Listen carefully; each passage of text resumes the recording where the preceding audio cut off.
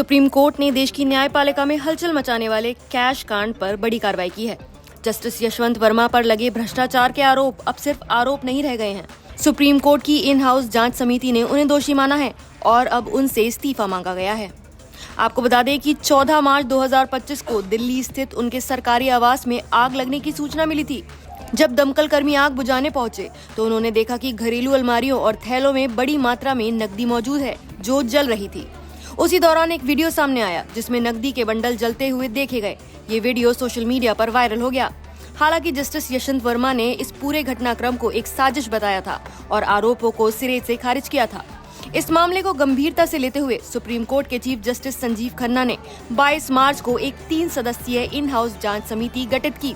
इस समिति में शामिल थे पंजाब और हरियाणा हाई कोर्ट के चीफ जस्टिस शील नागू, हिमाचल प्रदेश हाई कोर्ट के चीफ जस्टिस GS संधावालिया और कर्नाटक हाई कोर्ट की जज अनु शिवरामन।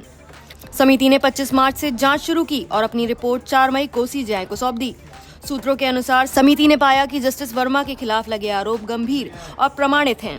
इसके बाद सुप्रीम कोर्ट ने जस्टिस वर्मा को इस्तीफा देने का विकल्प दिया है। उन्हें 9 मई तक का समय दिया गया है।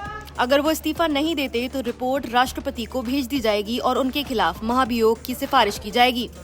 आपको बता दें कि संविधान का अनुच्छेद 218 हाई कोर्ट जजों को हटाने के बारे में बात करता है।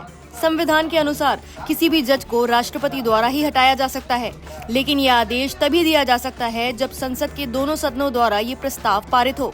साथ ही उस जज के खिलाफ सिद्ध दुराचार यानी प्रूवन मिसबिहेवियर या अयोग्यता यानी इनकैपेसिटी का आरोप साबित होना चाहिए। जजेस इंक्वायरी एक्ट 1968 इस पूरी प्रक्रिया को विस्तार से बताता है। आइए आपको समझाते हैं महाभियोग की प्रक्रिया स्टेप बाय स्टेप।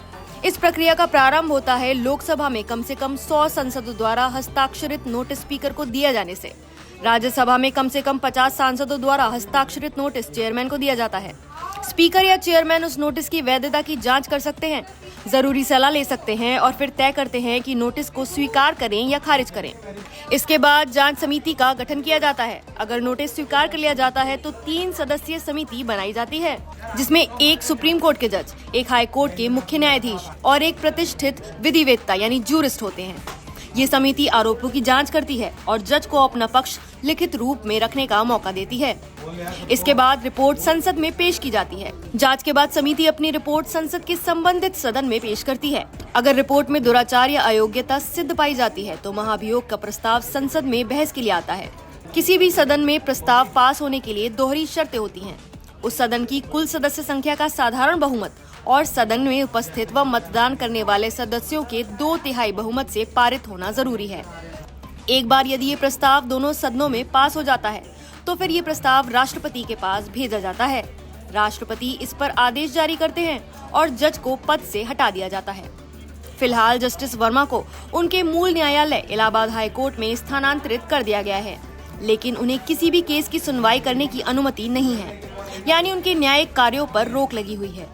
अब पूरे देश की निगाहें 9 मई पर टिकी हैं। क्या जस्टिस वर्मा इस्तीफा देंगे या फिर देश देखेगा एक न्यायिक महाभियोग की प्रक्रिया? आने वाले कुछ दिन भारतीय न्यायपालिका के इतिहास में अहम साबित हो सकते हैं।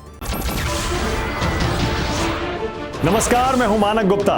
अगर आपको हमारा ये वीडियो पसंद आया हो तो इसे लाइक और शेयर जरूर करें और हाँ, हमें सब्सक्राइब और फॉलो करना ना भूलें ताकि आप देश और दुनिया की कोई खबर मिस ना करें। तो जुड़े रहिए हमारे साथ और देखते रहिए न्यूज़ 24।